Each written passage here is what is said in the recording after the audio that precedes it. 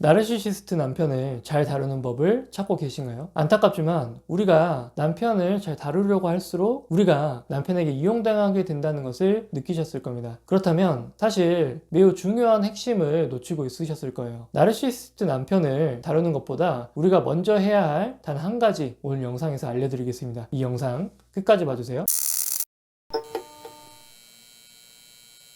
많은 아내분들이 제 남편은 나르시시스트가 확실해요. 어떻게 해야 되죠? 라고 저한테 물어보십니다. 그런데 이미 그런 남편과 같이 살고 있는 우리의 삶에 남편이 정신병이냐 아니냐가 과연 중요할까요? 우리가 남편에게 너 정신병이야 라고 말한다고 해서 아 그렇구나 내가 문제였네 라고 하고 스스로 병원을 찾아가서 검사나 치료를 받을까요? 그럴 가능성은 거의 0에 가까울 겁니다. 우리는 남편이 나르시시스트라고 얘기를 하면서 아 내 결혼 생활이 힘든 이유가 내 탓은 아니었구나. 남편이 미친 사람이어서 그랬구나. 라는 위안만 얻을 뿐입니다. 남편이 정신병이냐 아니냐보다 더 중요한 건 현재 우리가 남편에게 끊임없이 부정적인 영향을 받고 있다는 것입니다. 그리고 그런 부정적인 영향에서 도저히 우리 스스로 벗어나지 못하고 있다는 겁니다. 그렇게 우리는 심리적인 의뢰 상태에 있다는 거예요. 사실 우리가 겪고 있는 이 고통, 즉 남편이 우리에게 했던 말과 행동들을 친한 친구라든지 혹은 전문가한테 객관적으로 털어놓는다고 하면 어떤 이야기를 듣게 될까요? 아마 대부분 비슷하게 이야기할 겁니다. 왜 이혼 안 해? 라고 말이죠. 맞습니다. 이혼이 어쩌면 가장 명쾌한 정답일지도 모릅니다. 그런데 왜 우리는 여전히 그 관계를 끊어내지 못하고 있을까요? 왜 이 지옥을 유지하려고 그토록 애쓰고 있는 걸까요? 그래서 우리 스스로에게 이걸 물어봐야 됩니다. 나는 도대체 뭐가 무서워서, 뭐가 두려워서 이 사람을 못 떠나고 있는 거지? 라고 말이죠. 바로 이 질문에 대한 답을 찾는 것이 우리가 가장 첫 번째로 해야 될 과제입니다. 남편이 진짜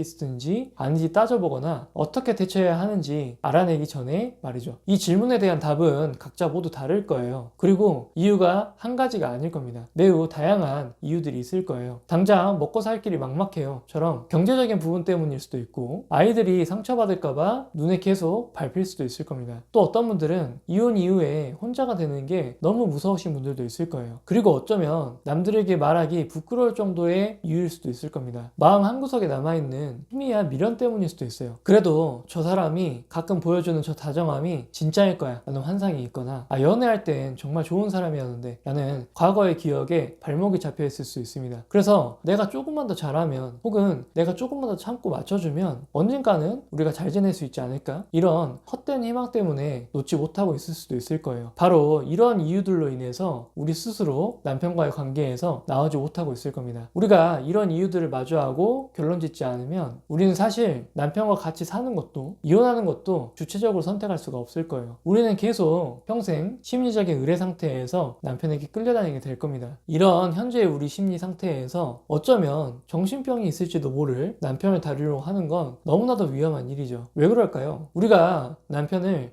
나르시시스트라고 생각할 정도라면 남편은 우리가 이렇게 심리적으로 취약한 상태라는 걸 본능적으로 매우 잘 알고 있을 겁니다. 아, 이 사람은 나를 떠날 수 없구나 라는 걸 너무 잘 알고 있는 거죠. 그래서 계속 함부로 하고 이용하려고 할 겁니다. 그러니 우리가 아무리 논리적으로 따지고 울고불고 매달리더라도 남편이 바뀔 가능성은 0에 가깝습니다. 오히려 그런 우리를 더 교묘하게 통제하고 무시하면서 자신의 우월감을 충족하게 될 거예요. 이 상태에서 우리의 모든 노력은 남편에게 나는 너 없이 못 살 것 같아 라고 광고하는 꼴이 되는 거예요. 그리고 지속적으로 남편의 결핍을 채워주는 먹이의 역할을 하고 있게 될 겁니다. 따라서 내 남편이 나르시시스트인 것 같다 이런 생각이 드신다면 우리가 첫 번째로 목표로 해야 될 건 절대로 남편과 잘 지내는 것 혹은 남편을 잘 다뤄내는 것 이게 목표가 되어서는 안 됩니다. 이게 아니라 내가 이혼을 해도 괜찮은 사람이 되는데 모든 힘을 쏟아야 합니다. 예를 들어 볼까요? 만약 우리가 남편과 이혼하지 못한 이유가 경제력 때문이라면 오늘부터 남편과 싸울 시간에 당장 컴퓨터를 켜고 구직 사이트를 뒤지는 게 우리가 해야 될 일일 수 있습니다. 만약 우리가 아이 때문에 이혼하지 못하겠다 라고 한다면 이혼 이후에도 아이에게 정서적인 안전기지가 될 수 있게끔 우리의 역량을 갖추는데 집중을 해야 됩니다. 혹은 우리가 이혼 이후에 혼자 남겨진 외로움 때문에 이혼을 망설인다면 이혼을 할 때까지 그걸 기다리지 마시고 지금 당장 그 외로움을 채울 수 있는 활동들을 해야 되는 거죠. 오랫동안 연락하지 않았던 친구들과 연락을 한다거나 낯설고 두렵지만 새로운 관계와 모임들을 참여해 봐야 될 수도 있습니다. 아마 제가 이렇게 말씀드리면 말은 쉽죠. 그런데 지금 당장 뭔가를 하고 싶지가 않아요. 라거나 제가 뭘 하려고 하면 남편이 가만두지 않을 것 같아요. 라는 말씀을 하실 수 있을 겁니다. 물론 충분히 이해합니다. 하지만 이건 결코 한 번에 모든 것을 역전시켜야 된다. 이렇게 말씀드리는 게 아닙니다. 당장이 아니라 몇 개월 혹은 몇 년의 시간이 걸리더라도 괜찮습니다. 그리고 이 준비는 남편의 저항이 거셀 것 같다면 몰래 천천히 시작하는 것도 방법이 되실 수 있을 거예요. 그리고 남편의 방해와 비난은 오히려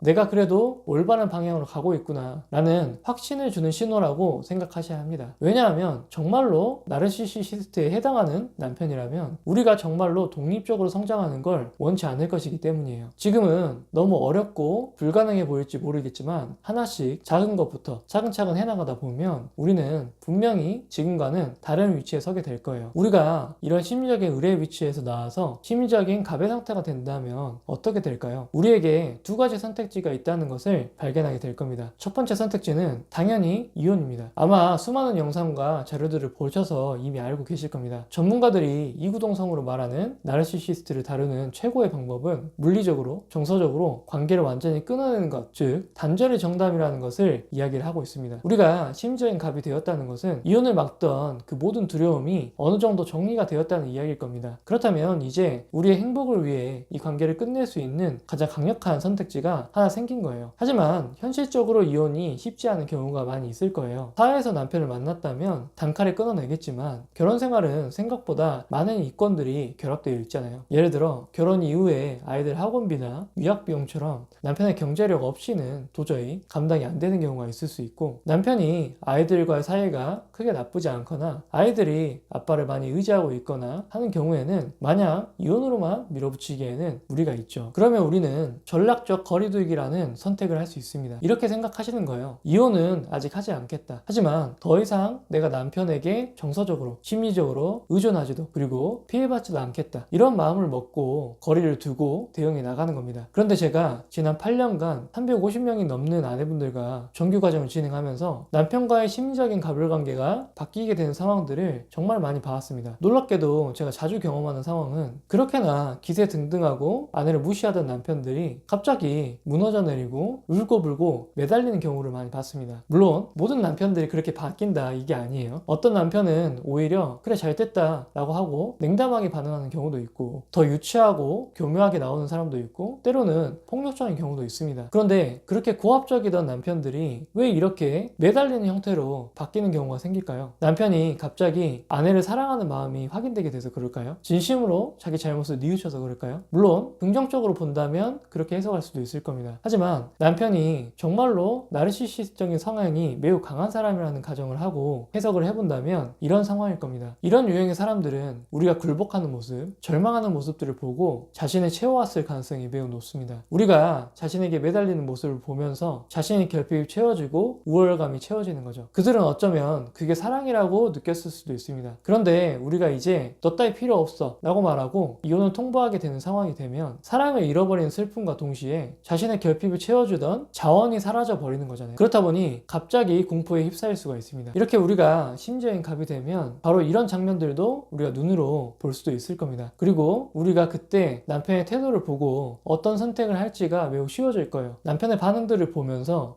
이 사람과는 더 이상 안 되겠구나 라는 확신을 가지고 이혼을 선택할 수도 있고, 혹은 현실적인 이유로 이혼이 어렵다면 이제는 남편의 말과 행동에 상처받지 않는 정서적인 방어막을 잘 친 상태로 적당한 거리를 유지하면서 살아갈 수 있을 겁니다. 이게 관계를 우리가 주도하게 된다거나 행복한 결혼 생활로 돌아간다는 것까지는 현실적으로 기대하기 어렵더라도 더 이상 남편에게 휘둘리면서 불행했던 과거와는 완전히 다른 삶을 살 수 있게 되실 거예요. 결국 우리가 이혼했을 때 두려워하고 불안했던 것들을 바라보고 우리가 직면하고 그걸 이겨내게 될 수 있으면 우리는 어떤 선택을 하든 우리 삶에서 주도권을 가지고 점점 더 편안하고 행복한 삶을 살 수 있게 될 겁니다.